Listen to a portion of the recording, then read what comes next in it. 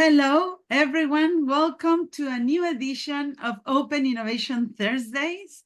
This is our 16th week because we are now going into chapter 15. I'm very happy to be here today with everyone talking about open innovation, which is the thing that we love. Our 15-minute conversation, just a bite-sized conversation about open innovation. My name is Marisol Menendez. I'm an open innovation enthusiast, practitioner, and fangirl, everything. And I'm enjoying so much being able every week to speak about one of the chapters of the Oxford Handbook of Open Innovation. Every time I'm at home doing this, I'm so happy because I can show the book, which is a little bit heavy, so it's not a travel size. So I'm very happy to be able to have it today here in person and to have our amazing guests for today, because today we're talking about open innovation and coopetition. Toward coopetitive open innovation. And the authors are Matilda Bez and Frederic Leroy. Welcome. How are you guys? And happy to be here and to finally see the book and discover all of the chapter. Welcome. Happy too, very much. Everything okay? Where are you connecting from? So I'm connecting from south of France, from Montpellier, because we are located in Montpellier, both of us. The same for me. We are professor in Montpellier University. This is amazing. One of the things that we've been discovering around the book, it's something we discussed with Agnieszka and with Henry, is that there are people from all around the world and many different areas of expertise. So it's always great to be connected. Today, I'm connecting from Bilbao, north of Spain, and I'm so happy that we are more or less near and connected here in Open Innovation. So we always like to start our conversations introducing our guests. So can you please introduce yourself? Maybe we can go first with you, Matilda. So I'm Matilda Bez from the University of Montpellier, and I'm a researcher in strategy.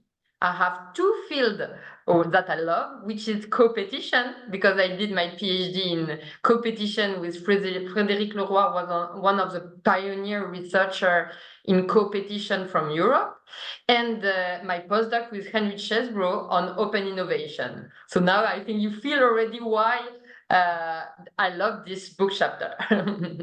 This is amazing. But the way I will just add that you are also always an enthusiast collaborator of the World Open Innovation Conference. So I also feel that we know each other for many years. And that's a great moment for me to be here talking to you. And Frederic, please introduce yourself. And now I will pronounce your name properly, Frederic Leroy. Yes, the French spelling is very good. So, I'm Frederic. I'm working on coopetition since a long time ago, maybe 20 years, if I remember well. And I wanted to enlarge my view on relationship between companies. So I spent 1 year in California with Henry as a visiting professor. And it was great because I learned a lot from Henry, and that gave me the idea to try to cross our field, coopetition fields and open innovation field. This is amazing. And, it's so interesting for me that we are opening the coopetition conversation. So we are talking about open innovation. Open innovation is about collaboration. And now we are in the frenemies zone, no? Because we are bringing this aspect of competitors and how to work with them. So I would like to begin, before getting into the chapter, I don't know if maybe, Frederic, if you care to give us a definition of coopetition. Yeah, coopetition is maybe a new relationships starting in the 90s, I think. And the basic idea is that competition and cooperation, they are opposite, but they can be joined. And because counterintuitively, your competitors could be your best partners, or maybe your best partners could become your competitors.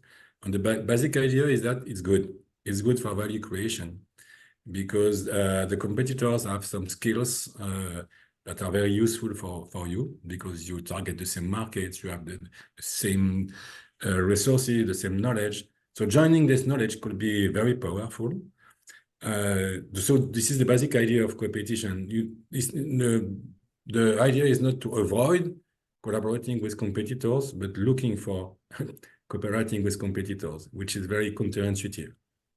And it's finding the moments where you are the competitor and where you are the collaborator. No, as we like to say here in my network is that you can build together roads with your competitors and later on race on those roads. No, and so it's a way to compete. And so another question I always ask is, how did you come up with the chapter, or what's your trip to get into the book? I don't know, what was your own adventure to get into here, Sarah? My own adventure is that, thanks to Frederic, Laura, I could present my research and my case study from a collaboration between Sanofi and Bristol Myers Squibb, two competitors that generated $1 billion together, to Henry Chesbrough. And Henry Chesbrough believes that open innovation should avoid competitor. And when he discovered this case, instead of telling me, oh, you're just a PhD student, you are saying silly things, he said, okay, finish your PhD and join me as a postdoc to explore together if it's really true, if we can do open innovation with competitors. And from there, I spent 2 years in California with him, and we explored this topic with Henry, but also with Frédéric Leroy, and we are doing it, the three of us. This is amazing. And you came to write this chapter that we repeat, the name is Open Innovation and Coopetition, toward coopetitive open innovation. So what's the chapter about?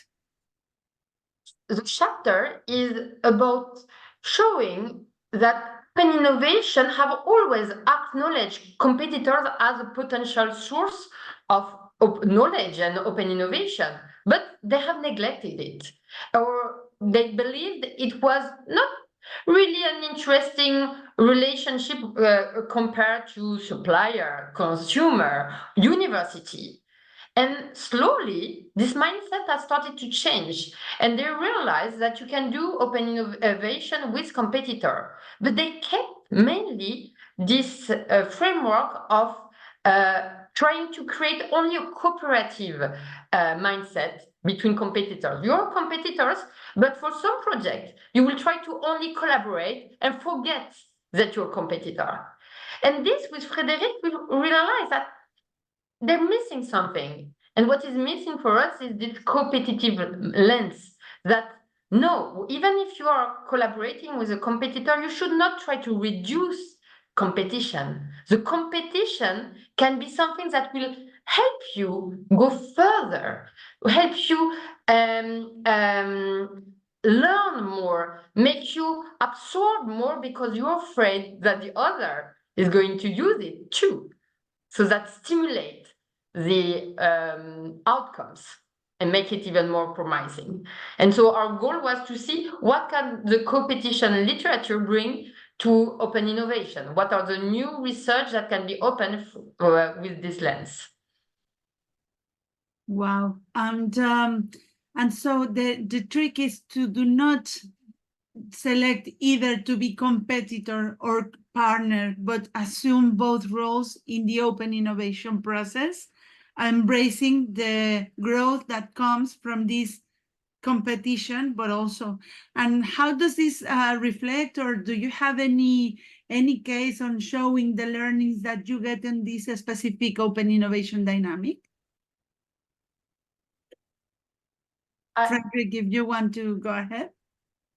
Oh, we have many cases because we work on this topic since 20 years. So we study some case, but deeply, because we did this study in PhD thesis. So we have a lot of interview, a lot of case showing that the collaborations could be very fruitful with the competitors based on the idea that as you target the same market, you have skills that if the skills are joined, maybe you could have 20 engineers in your company, but 20 other in the company, in the competitors. So if you join them, you have a potential for cross-fertilization, which is very high. So for us, we have many cases showing that coopetition improve innovation capabilities. And that's very true for radical innovations. For incremental innovation, it's true, but for radical innovation, you really need cross-fertilization. And this cross-fertilization is very powerful with coopetition. I can add a concrete example, which is really the latest case study on which I work with Henry Chesbrough. It's in the telecommunication industry. We have competitors like Telefonica, Orange, Dutch Telecom, who decided to collaborate to make call for startup. And where it's become really interesting is that when they found an interesting startup, and their own business unit do not want to work with a startup because they have no time or because of a real rational reason, what they do is that they introduce this startup to their competitors. That's super counterintuitive. But why do they do that? It's because they can watch how the competitor is going to use the startup and go back to the business unit telling, okay, you didn't want to use it, but look, now the competitor is working with it, and is working like that. So they have a concrete case and way of working with the startup, and now the business unit might change its mind and say, okay, that's interesting, let's work on it. This is so interesting. And I think it also brings into relevance the complexity of the system of relations that we have now in the ecosystem of organizations, brings forward these possibilities. At the end, this will, if you embrace it in the right way, you can get the right speed of evolution and innovation for, as you were saying, Frederic, radical innovation and also incremental innovation. And I think we are learning together how to manage these situations, which are very new. No, we are used in that we don't speak with competitors. No, so this is such an interesting topic to bring forward. What are the future areas of research that come from your chapter? What's the future about this area of work? I think that coopetition could bring some insight to open innovation literature concerning the way to manage this kind of relationships, because of course your competitors is your competitors, so he wants to be more competitive than you, that's sure. So coopetition could lead to a win-win outcome, but also coopetition could lead to win-lose. That means that you could have some case of like plunder of technology, or at least an unintended knowledge spillover that could be damaging for you. So opening the innovation to the competitors leads to have a good management of this relationship. So it's not only opening could be damaging, you know. So our research on the literature on competition show that the management of competition is key for really creating value on capture values. So it could be a good insight for the open innovation literature to go into this aspect of management, how to manage open innovation with competitors. Our colleague in Montpellier, Anne-Sophie Fernandez, was with her PhD in all her research after the first one with Frédéric to develop 3 principles of integration, separation, and co-management that are principles that could concretely be used in organizing open innovation projects, open innovation practices. This is just the point I was connecting also with chapter number 7 of the book. We spoke with Mehdi Bagher-Sadeh about the aligning mechanisms with project attributes. And one thing we discussed in that chapter is that with open innovation doesn't mean opening everything, no, and sharing without any limits. You need to have these projects attributes, and it's not uniform even across projects. You can have one project with one dynamic and another with one other, no? So I think you might even have a project with a competitor with a specific dynamic of sharing, taking care of the unintended spillovers, and and trying to focus. And I think this brings also, even more interestingly, these dynamics for project management. So I advise everyone to read also chapter number 7 to learn about the skills related to this. I may add something. In my PhD, so the pharmaceutical collaboration between Sanofi and Bristol Myers Squibb, what was counterintuitive is that you need to reveal much more than what you would have done initially. Interestingly, when it's a competitor, you think first about protecting to a point where you can jeopardize the success of the project. So it's really a challenge. And this tension between sharing and protection is really one of the core topics of the coopetition literature that coopetition can bring into open innovation. In the same way of thinking, I think that what could be interesting for open innovation is the cooperative mindset, meaning that it's not being fully cooperative or only fully cooperative, but keeping in mind that you are working, so you have with a competitor, so you have to collaborate, because if you don't collaborate, if you don't share, that the project could not be a success. But you have to keep in mind that this is your competitors too. So you need to be able to integrate in your mind these two dimensions. I'm working with a competitor, so I have to be open and being collaborative, but I'm working with a competitor, so I have to take care of the knowledge I share. And I have to take care to appropriate the knowledge of my competitors. So it's a question of management, it's a question of mindset. Maybe sometimes in the past, I don't think so, it's always true today, but some managers, they go to collaboration with a naive mindset, oh, we are going to work together, and they could forget the competitive dimension of the relationships. And the competition mindset permits to have both collaboration and competition in the mind. That's so interesting. That also brought me a connection with the chapter 13, and even chapter number 12. Chapter 13 was toward integrating trust in open innovation. And I think this also speaks about a dynamic of trust, as we discussed with Kirsi Marja 2 weeks ago. And also Johannes Stefan chapter number 12 talks about the good, the bad, and the open, and the ethical considerations of innovation, because here we are in the human dimension and how we interconnect and what we expect and how to keep all these expectations aligned. Guys, this is amazing. I knew that coopetition chapter would open many interesting conversations, and I think we need to learn a lot also about the contracts, the dynamics, and everything that is underlying here. But what I take the best as the main learning of the chapter is have at the same time in your head the cooperative dimension and the competitive dimension. It's not about ignoring the competitive side, no? This is so powerful. And the danger of trust.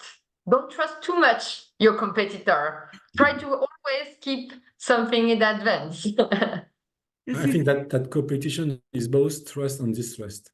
Trust in the cooperative relationships and distrust in the competitive relationship. So it's walking in the line. Yeah, walking in the line. Yeah, exactly. Being able to not to simplify the relationships, and being able to think trustfully and distrustfully in the same times, and it's very difficult. A little bit of a schizophrenia there, I think. It is what manager says when they have tested it, that cannot go back to traditional cooperative relationship. So interesting. Well, thank you very much. We already used our 15 minutes. The time flies by. But I'm so happy to have had this conversation with you. And I invite all the people who are seeing right now and that will read after to really get into this chapter. and explore the possibilities of coopetition.